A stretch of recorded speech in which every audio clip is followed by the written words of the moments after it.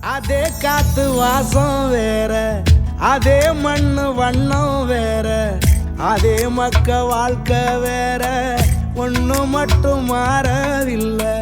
மத்த நாட்டு சுவையெல்லாமே ஒத்த வேலை உடைய போல, சுத்தமான நம்மூர் சுவையோ ஆத்தா தந்த உசுர போல. மூட்டி பாசம் கொட்டி சமைச்சது திண்டுக்கல்லு தலப்பா கட்டி, நெய்யூத்தி நேசம் கொட்டி இழுக்குது திண்டுக்கல்லு தலப்பா கட்டி.